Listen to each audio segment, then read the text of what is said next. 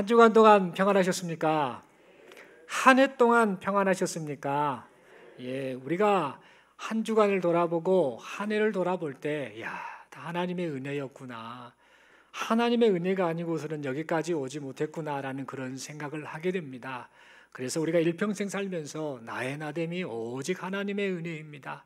그 은혜만을 바라보며 살겠습니다 라고 그렇게 고백하고 실제로 그런 삶을 살아내는 여기 모인 우리 모두가 될 수 있기를 간절히 소망합니다.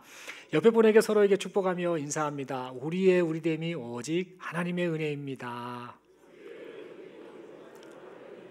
예, 감사합니다. 이 시간 저는 사랑 가운데서 행하라 라는 제목 가지고 함께 하나님 말씀 받기를 원합니다. 우리는 지난 한 해 동안에 본질에 충실한 성도로 살아가기를 소망하며 열심히 신실하게 살아왔습니다. 그리고 이제 새롭게 2024년 한 해를 맞이하게 되었습니다. 이제 2023년은 지나갔고 2024년이 새롭게 되었으니까 이제 본질에 충실한 신앙생활은 잊어버리고 이제 또 2024년에 맞는 또 표어에 맞는 신앙생활을 하면 되겠다라고 우리가 그렇게 생각할 수도 있는데, 그러나 우리가 잊지 말아야 할 것이 있습니다. 그것은 본질에 충실한 성도로서의 삶, 본질에 충실한 교회 공동체로서의 모습은 주님이 다시 오시는 그날까지 계속해서 우리가 추구해야 할 삶이다라는 사실입니다. 그러므로 우리에게 허락된 일평생 동안에 본질에 충실한 성도, 본질에 충실한 교회 공동체가 될 수 있기를 간절히 소망합니다. 그리고 더불어 2024년 한 해에도 이 본질에 충실한 삶을 열심히 신실하게 계속해서 살아가되, 이러한 삶을 살아가기 위해서 오늘 설교 제목대로 우리 2024년 표어대로 사랑 가운데서 행하는 여기 모인 우리 모두가 될 수 있기를 바랍니다. 여러분, 신약 성경을 보면 부활 승천하신 우리 주님께서 온 세상에 복음을 전파하라라고 그렇게 명하셨습니다. 그러자 이 바울을 비롯한 또 예수님의 여러 제자들, 즉 사도들이 복음 전도에 힘썼습니다. 그리고 복음이 왕성하게 전해지자 여러 곳에 교회가 세워졌지요. 자연스럽게 교회를 세우시는 주님의 은혜로 말미암아 교회가 세워지고 교회가 성숙하고 성장하게 되었습니다. 그래서 이 유대교를 신봉하다가 복음을 듣고 예수를 믿게 된 유대인들과, 또한 율법에 대해서는 잘 알지 못하지만 이 복음을 듣고 예수님을 믿게 된 이방 사람들, 이방인들이 함께 한 교회 공동체를 이루어서 함께 신앙생활을 하게 되었습니다. 구원의 복음이 유대인들로부터 이방인에까지 전해지기를 원하시는 하나님의 본래의 뜻, 이미 이 구약 창세기부터 예언된 그 하나님의 본래의 뜻, 유대인뿐만 아니라 택한 백성뿐만 아니라 그들을 통해 이방인들에게도 복음이 전해서 영생을 얻기 원하시는 하나님의 그 뜻이 그대로 성취되었던 것입니다. 그런데 여러분, 시간이 갈수록 문제가 발생합니다. 이렇게 교회가 성숙하고 성장하고 여기저기 교회가 개척되는 그런 일들이 발생했는데, 시간이 흐를수록 이상한 문제가 발생합니다. 교회 공동체의 성장을 가로막는 내부적인 문제, 외부적인 문제가 교회 안에서 발생해서 교회 공동체를 힘들게 하였던 것입니다. 그렇다면 이 교회 공동체를 힘들게 하는 내부적이고 외부적인 요인이 도대체 무엇일까요? 먼저 이 교회 공동체를 힘들게 하는 내부적인 요인이 있었는데, 그것은 바로 교회 공동체 안에 속한 구성원들 간의 갈등이었습니다. 여러분, 초대교회 시대를 보면은 당시 교회 공동체 안에는 유대인 출신 성도가 있었고 또 이방인 출신 성도가 있었는데, 이들이 함께 모여 신앙생활을 교회 공동체 안에 속해 했었습니다. 이 두 부류는 비록 복음으로 함께 부름을 받았습니다만 살아온 방식이 다른 사람들이죠. 문화도 다르고 또 언어도 다르고 출신 자체가 다르다 보니 이 두 부류가 한 마음으로 화합하는 것이 쉽지 않았습니다. 유대인 출신 성도들은 살아오면서 무엇을 중심으로 살았습니까? 하나님의 말씀, 율법 준수하는 것을 신앙의 중요한 요소로 삼고 살아왔던 사람들입니다. 반면에 이방인들은 율법에 대해서 잘 모르는 사람들입니다. 율법에 대해서는 아무것도 모르는 문외한이었고 또한 이 율법을 중요하게 여기지도 않은 사람들이었습니다. 그래서 이 두 부류는 비록 같은 공동체 안에 속해 있었습니다만 서로 다른 생각, 서로 다른 입장을 가지고 있다 보니까 신앙적인 문제를 가지고 또 그 외의 것을 가지고 계속해서 갈등을 하게 되었습니다. 그래서 결국 어떤 문제가 발생하는가? 교회의 질서 유지가 어렵게 됐지요. 또 성도 간의 일치와 화합이 깨지는 심각한 문제가 대두되었습니다. 여러분, 당시 교회 공동체는 이 내부적인 문제만 있었을 뿐만 아니라 외부적인 문제도 함께 공존하고 있었습니다. 당시에는 유대주의적 율법주의, 유대주의적인 율법주의와 영지주의라고 하는 이단 세력들이 교회 공동체에 은밀하게 잠입하여서 성도들의 신앙을 병들게 하고 있었습니다. 먼저 유대주의적 율법주의자들은 뭘 주장했는가? 사람이 구원을 받기 위해서는 예수만 믿어서는 안 돼. 반드시 율법도 지켜야 돼. 제사법도 지켜야 되고 뭔가 율법 준수에 대한 행위가 있어야 돼라고 주장을 하면서 성도들의 구원관을 흔들어 놓았습니다. 예수 믿으면 구원받는다고 했는데 왜 당신네들은 율법을 지켜야 구원받는다라고 합니까? 라고 따져 묻지를 못하고 오히려 그 말에 속아 넘어가는 사람들이 당시에 있었습니다. 유대주의적 율법주의자들은 인간 구원을 위해 행하셨던 예수님의 그 십자가 공로 있지 않습니까? 십자가 공로, 이것을 마치 불완전한 것처럼 말을 했습니다. 그런데 여러분, 황당하게도 당시에 이러한 거짓 주장에 넘어가서 잘못된 믿음을 가지는 사람들이 계속해서 나타났던 것입니다. 여러분, 영지주의도 교회를 힘들게 하고 성도들의 신앙을 힘들게 하는 그런 원인으로 작용했습니다. 영지주의자들은 헬라 철학에다가 동방의 이교 사상, 이것을 섞어가지고 거기에다가 성경의 내용을 적당하게 혼합시켜서 마치 이것이 하나님의 말씀인 것처럼, 마치 이것이 진리인 것처럼 그렇게 속여서 성도들을 미혹했습니다.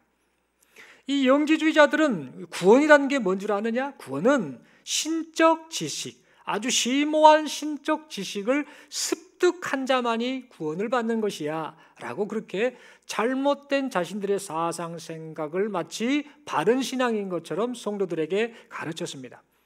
또한 이 영지주의는 영과 육을 분리시켰습니다. 그래서 영은 선한 것이고 영은 중요한 것이되 육은 악한 것이고 중요하지 않는 것이다 라고 그렇게 주장을 했습니다. 그래서 영지주의를 추종하는 사람들이 육은 중요하지 않고 육은 악한 것이니까, 그리고 영만 중요하고 영만 선한 것이니까 그러면 영을 추구하는 삶을 살아야겠구나라고 생각하고는 두 가지 갈래의 특징을 가지고 그들의 삶의 형태가 나타났습니다. 어떤 모습인가? 극단적인 금욕주의에 빠졌죠. 즉 육은 악한 것이니까 육을 어떻게 쳐서 복종을 시켜서 밥도 굶기고 잠도 재우지 않고 어떻게든 고행을 해서 육을 계속해서 금욕주의로 만들어야겠다라고 그렇게 생각하고 내 영만 거룩하면 돼라고 하는 잘못된 신앙의 영향을 나타내고 말았습니다. 또 한 가지는 극단적인 쾌락주의죠. 육체가 뭐 중요한가? 영만 중요하면 됐고 영이 구원받으면 됐으니까 이 육체야 뭐 아무렇게나 하든 무슨 문제가 있는가 라고 생각하면서 술 마시고 음행을 저지르고 온갖 하나님이 싫어하시는 그런 못된 짓을 계속 행하는 일들을 하도록 부추겼습니다. 문제는 이 영주주의에 빠지면 사람들이 이상한 신앙으로 지금 계속해서 변질이 되고 문제가 되는데, 당시에 성도들 가운데서도 잘못된 신앙관을 가지고 그 영향을 받아서 신앙생활을 하는 사람들이 발생하였습니다. 또한 이 영주주의로 인해서 어떤 문제가 발생하는가? 조금 더 구체적으로 말씀드리자면 이 극도로 부패한 헬라 문화의 영향을 받고 그 헬라 문화에 그 살을 붙여서 이상한 영향을 끼쳤던 영주주의로 말미암아 성도들 가운데에 윤리적으로 아주 부패한 삶을 사는 사람들이 발생하게 됩니다. 가정에서도 엉망이고 사회생활도 엉망이고, 그래서 타락의 그 극치를 달하는 모습을 계속해서 성도들 가운데서도 보이는 경우가 나타났습니다. 그런데 문제는 이처럼 심각한 문제들이 여러 교회들에게 점점 전염병처럼 그렇게 초대교회 당시에 퍼져나가고 있었던 겁니다. 여기 오늘 본문에 등장하는 에베소 교회 역시 이 문제에서 예외가 아니었습니다. 이 에베소 교회 역시 이런 영향을 받고 있었던 겁니다. 그러던 중에 바울이 이 소식을 전해 들었습니다. 지금 이 소아시아 지역에 있는 이 교회들, 이 많은 귀한 교회들이 지금 이단의 영향을 받고 교회 안에 이런저런 갈등이 있고 이런 문제가 있구나, 이를 어쩌면 좋겠나라고 생각하며, 특별히 이 에베소 교회가 복음 안에서 바르게 세워지고 성도들이 바른 신앙생활을 했으면 한다라는 그런 바람으로 에베소서를 기록하게 되었습니다. 여러분, 바울은 에베소서를 통해 에베소 지역에 속한 이 교회, 그리고 그 지역에 있는 이 소아시아 지역에 있는 교회들이 교회가 무엇인지를 바르게 알기를 원했습니다. 도대체 여러분이 교회로 모였는데 이 교회가 무엇인지를 바르게 알아야 여러분이 이 세상 속에서 타락하지 않고 하나님의 뜻을 따라 하나님이 원하시는 사랑의 삶을 살 수 있지 않겠습니까? 여러분이 교회로 모인 이 이유가 무엇인지 바르게 아십시오라는 마음을 가지고 에베소서의 내용을 기록하였습니다. 그리고 에베소 교회 성도들이 교회를 세우신 분이 주님이시다라는 거, 사람이 세우는 것이 아니라 주님이 세우셨고 주님이 교회의 머리가 되시니 그 교회의 몸된 지체들은 주님의 그 머리 되신 주님의 뜻을 따라 나아감이 맞지 않겠습니까? 라는 사실을 말하며 그것을 강조하면서 에베소서를 기록하였습니다.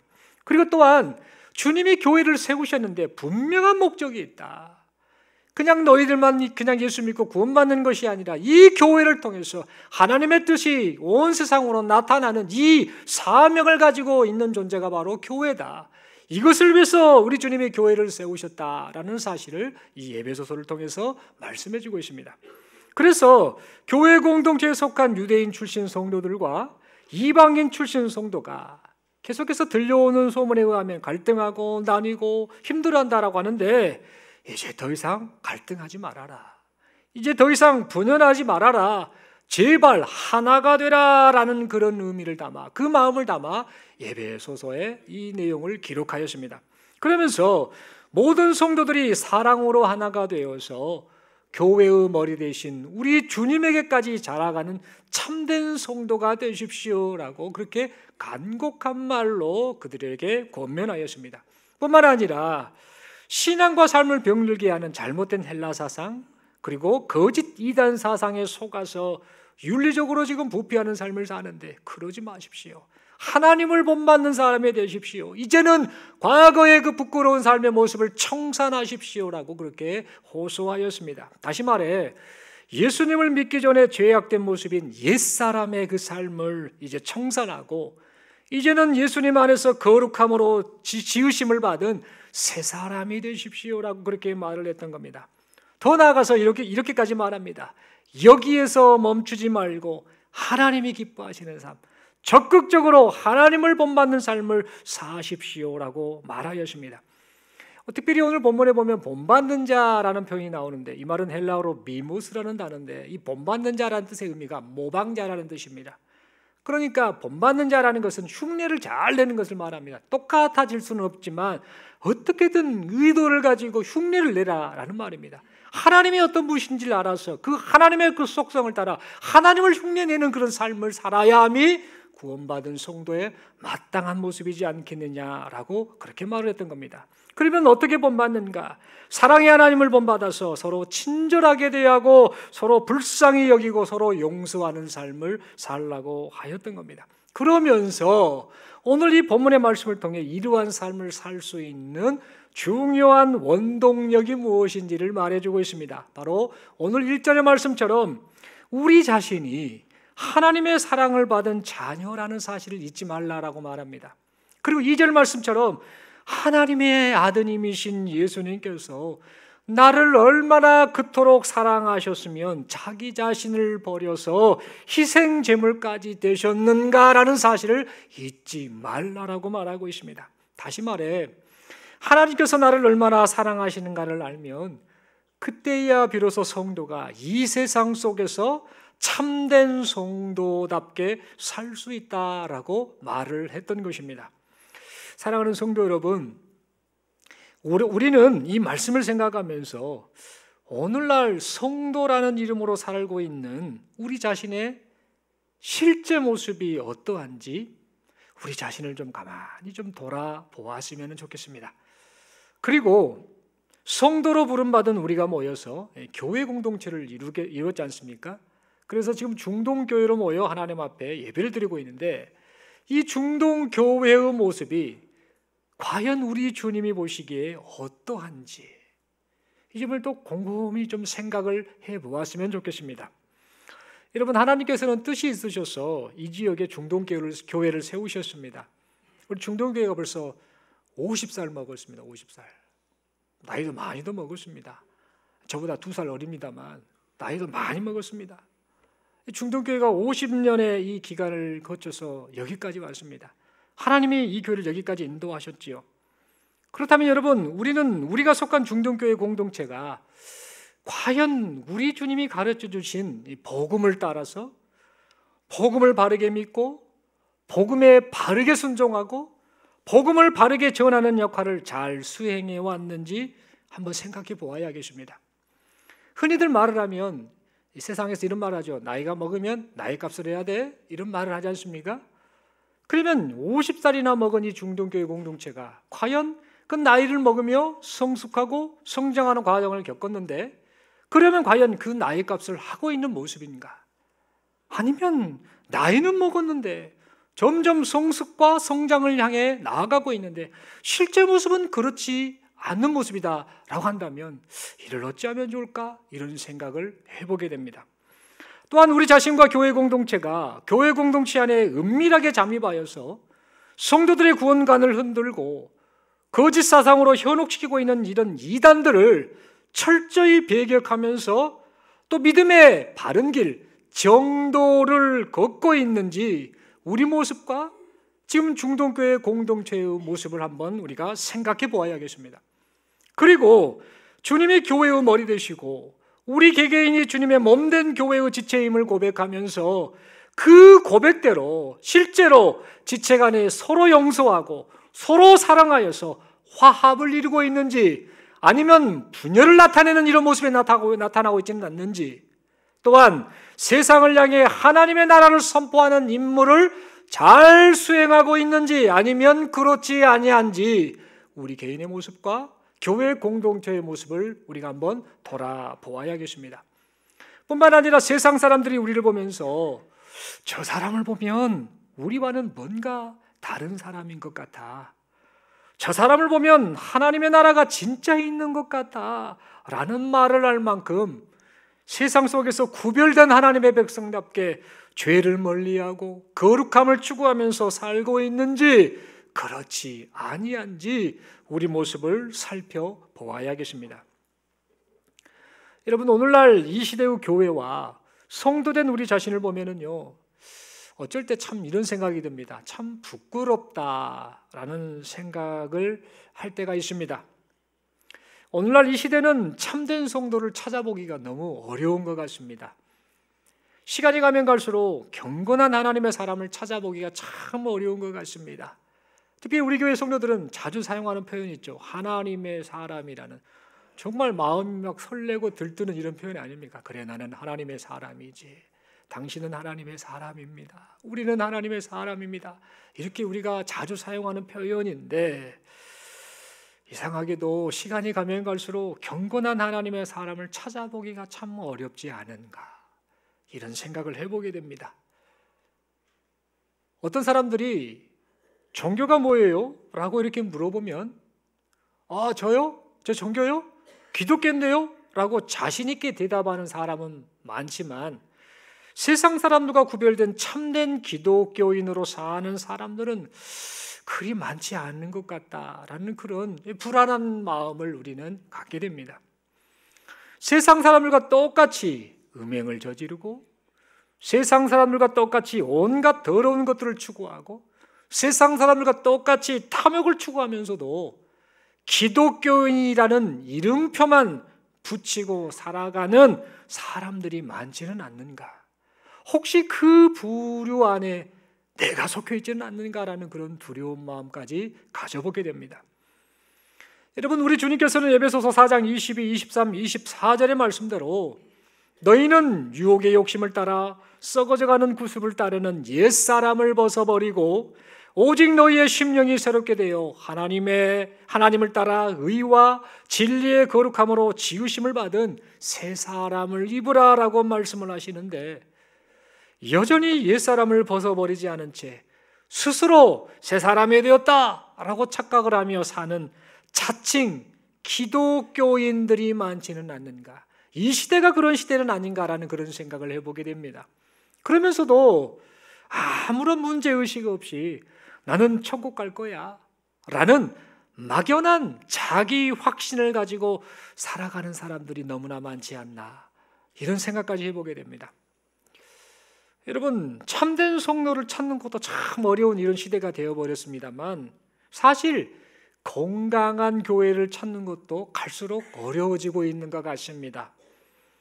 여러분, 우리는 신앙생활을 하면서 이 주변 교회들의 안타까운 소식을 여기저기서 듣곤 합니다.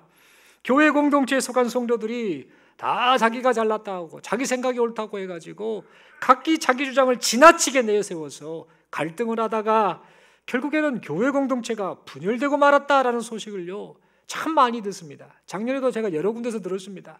여기저기서 그런 소식들이 들려옵니다. 아마 여러분들도 신앙생활하면서 그런 이야기를 흔히 들어보셨을 것입니다. 또한 함께하는 지체들과의 갈등으로 인해서 서로 상처를 주고받아서 교회를 떠나는 사람들이 생겨나는 경우를 우리는 너무나 자주 보아왔습니다. 뿐만 아니라 간교한 뱀이 하와를 유혹해서 범죄하게 만들었던 것처럼 간교한 이단의 말에 속아 넘어가서 이단에 빠지는 사람들이 우리 주변에 적지 않게 있음을 우리는 보게 됩니다. 여러분, 이처럼 결코 있어서는 안 될 일들이 여기저기 교회 공동체 안에서 일어나고 있습니다. 그렇다면 여러분, 이러한 모습을 보신 우리 주님의 마음이 어떠시겠습니까? 예수님을 믿는다고 하면서도 옛사람의 생각과 옛사람의 습관을 벗어버리지 못하고 사는 사람들을 볼 때, 그 모습을 볼 때 우리 주님이 과연 뭐라고 말씀하시고 어떤 마음이 드시겠습니까? 그리고 피 흘려 세우신 교회가 하나 되지 못하고 상처를 주고받아서 성도가 교회를 떠나버리고 교회가 분열되는 모습을 보시는 우리 주님의 마음이 도대체 과연 어떠시겠습니까? 또한 성도가 사탄의 거짓말에 속아서 이단에 빠져서 바른 신앙을 떠나버리고 있다면 이를 보고 계시는 우리 주님의 마음이 어떠시겠습니까? 여러분, 분명 교회의 머리 되신 주님께서 교회의 몸된 지체가 떨어져 나가는 것을 보실 때에, 교회가 갈등하는 모습을 보실 때에 마치 팔다리가 잘려나가는 것 같은 그런 고통을 느끼시지 않으시겠습니까? 여러분, 만약 우리가 속한 교회 공동체 안에 이런 일이 발생한다, 그런 일이 없어야 될 것이고 지금까지 없어 왔습니다만, 만약에 이런 일들이 발생하게 된다고 한다면 이 모습을 보신 주님이 어떻게 반응하시겠습니까? 분명 피눈물을 흘리지 않으실까, 그런 생각을 해보게 됩니다. 여러분, 인간의 역사를 살펴보면 예나 지금이나 사람의 본성은 변하지 않았을 봅니다. 사람의 본성은 똑같음을 보게 됩니다. 옛날 사람이나 요즘 사람이나 그것을 사랑하고 죄 짓는 것을 좋아하고 분열하고 갈등하고 이단에 빠지고 이런저런 아픔을 겪는 그런 모습이 옛날 사람이나 오늘날 사람이나 똑같이 그렇게 반응하고 있음을 우리는 보게 됩니다. 초대교회 당시에 예배소 교회에 있었던 신앙의 문제가 오늘날 이 시대에도 똑같이 발생하고 있습니다. 성도라는 사람이 죄의 유혹에 넘어가서 쾌락을 추구하고 또 그래서 죄악에 빠지는 그런 일들, 자기 주장만을 지나치게 내세우다가 성도들 간의 갈등에서 교회가 큰 어려움을 겪는 일, 대접만 받으려고 하지 남을 귀하게 여기지 않아서 서로 싸우다가 교회를 떠나는 사람들이 발생하는 이런 일들이 예나 지금이나 초대교회 당시나 지금이나 똑같이 그대로 행해지고 있음을 보게 됩니다. 뿐만 아니라 어떻게 해서든지 성도와 교회를 뒤흔들어 놓으려는 사단마귀의 사주를 받은 이단들이 예나 지금이나 활개를 치고 있습니다. 사랑하는 성도 여러분, 그러므로 우리는 이 사실을 생각하며 이 시간 마음을 다잡기를 원합니다. 우리는 정신을 바짝 차려야 될 줄로 믿습니다. 우리가 지금 평탄의 길을 걷는 것이 아니라는 사실을 잊지 않아야겠습니다.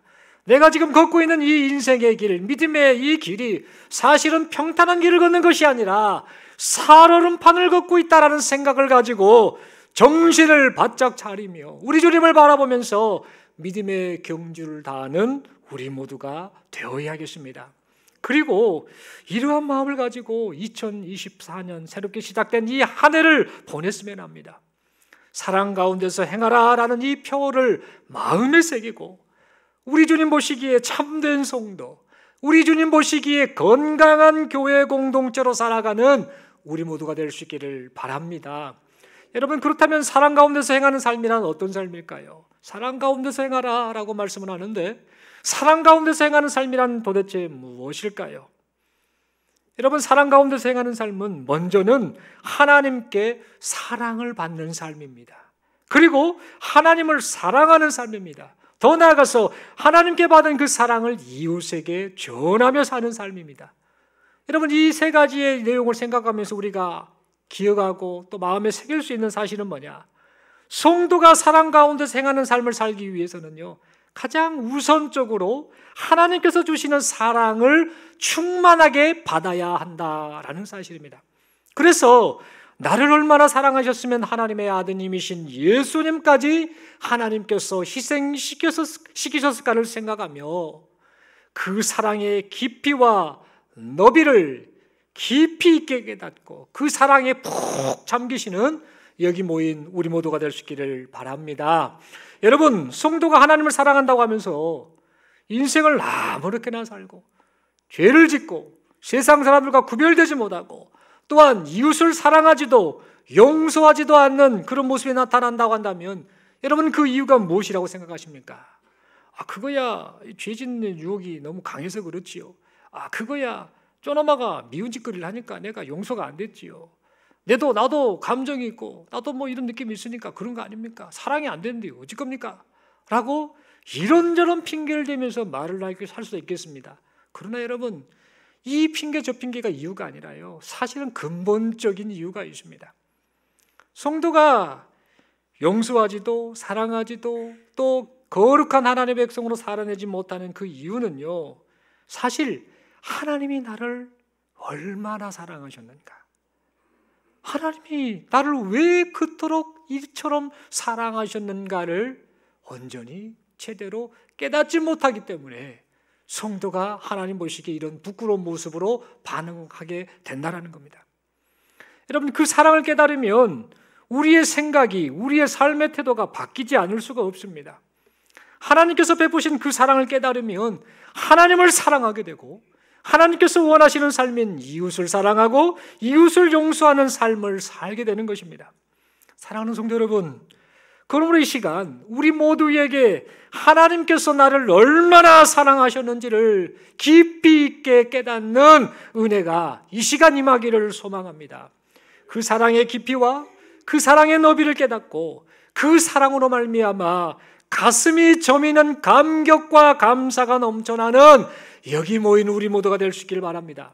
그리고 이제는 하나님 사랑합니다, 하나님 내 마음을 다해서 하나님을 사랑합니다라고 하나님을 향해 사랑을 고백하는 우리 모두가 될 수 있기를 바랍니다.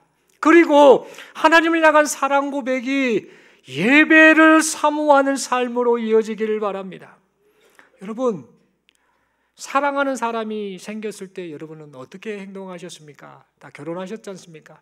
결혼하지 않은 우리 총각들, 우리 처녀, 우리 형제 자매들은 뭐 애인이 생겼을 수도 있고 아직 뭐 생기지 않았을 수도 있겠습니다만, 어른들은 다 결혼하신 분들은 옛날에 그 젊었을 때 사랑하는 아내를 만났을 때 내 기분이 어땠지, 내 남편을 만났을 때 기분이 어땠지라는 그런 감동이 있지 않습니까? 여러분, 사랑하는 사람을 만났을 때 우리가 어떻게 반응했습니까? 전화비가 엄청 들었던 기억 안 나십니까? 제가 제 아내랑 연애할 때 집에서 저희 아내 전화세가 엄청나가지고 엄청나게 혼났다라는 이야기를 들은 적이 있습니다.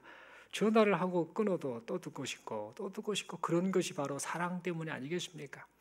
봐도 또 보고 싶고 만나도 또 보고 싶은 것이 바로 사랑하는 사람에게 나타나는 특성이 아니겠습니까? 여러분, 이처럼 하나님을 사랑한다면 예배를 통해 하나님을 만난다라고 그렇게 믿는다면 우리가 어떻게 반응을 하겠습니까? 예배를 사모하고 예배 드리기를 기뻐하고 예배 드리기를 힘쓰지 않겠습니까? 여러분, 하나님께서는 예배를 통해 우리와 교제하기를 원하십니다. 예배를 통해 내가 너를 사랑한다 라고 우리에게 사랑을 주고 계십니다. 그리고 이렇게 말씀하고 계십니다. 그런데 만약 우리가 예배를 사모하지 않는다라고 한다면, 예배에 관심이 없다라고 한다면 어찌 우리가 하나님의 사랑을 깨달을 수 있으며 어찌 우리가 하나님을 사랑한다라고 자신 있게 말할 수 있겠습니까? 여러분, 그러므로 예배를 통해서 하나님께 사랑을 받고 예배를 통해서 하나님을 사랑하는 여기 모인 우리 모두가 될 수 있기를 간절히 소망합니다.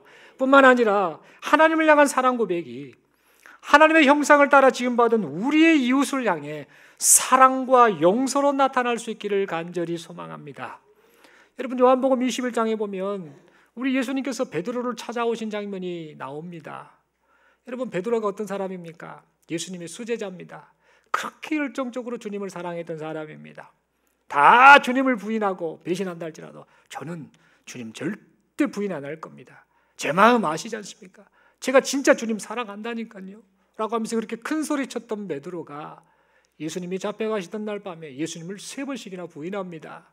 부인만 했습니까? 예수님을 저주까지 했습니다. 살아남으려고. 그렇게 사랑한다고 생각했던 그 예수님을 향해서 이제 저주까지 베드로는 퍼붓었던 것입니다. 그 이후에 베드로는 어떻게 됩니까? 너무나 충격에 빠지죠. 그 예수님과 눈빛이 맞았겠죠. 맞닥뜨렸을 때 어떻겠습니까? 내가 주님을 사랑한다는 것이 거짓말이었는가 보다. 내가 주님을 부인하다니 하면서 밖에 가서 펑펑 울었다라고 성경은 우리에게 말해주고 있습니다. 그 이후에 베드로는요, 예수님을 따르면서 사람 낚는 어부가 되었습니다만 이제 예수님을 부인하고 이제 그 이후에 어떻게 되는가? 나 같은 놈이 내가 예수님의 제자였는가 하면서 다시 과거의 물고기를 잡는 어부로 그냥 다시 돌아가 버리게 됩니다. 그렇게 그 마음을 품고 그냥 그렇게 낙심하며 살고 있는 베드로를 우리 예수님께서 부활하신 이후에 찾아오셔서 물어보십니다. 베드로야, 네가 나 3번 부인했지 않느냐? 라는 그런 의미로 다시 3번 물으십니다.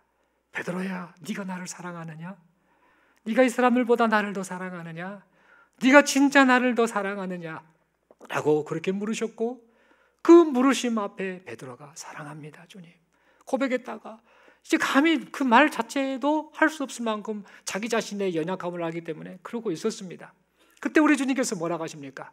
네가 나를 사랑한다고 한다면 내 양을 먹이라, 내 양을 치라, 내 양을 먹이라라고 그렇게 말씀을 하셨습니다. 여러분, 이 말씀의 의미가 뭘까요? 베드로가 장차 교회의 또 귀한 역할을 하는 사람으로서 주님이 맡기신 양들을 잘 돌보라는 목회적 관점으로 그런 명령을 하셨을 것입니다만 그 의미뿐만 아니라 어찌 보면 베드로, 네가 나를 사랑한다고 한다면 내가 사랑하는 사람들 있지 않느냐? 그들에게 사랑으로 대해라. 네가 나를 사랑한다고 한다면 내가 사랑하는 사람들 있지 않느냐?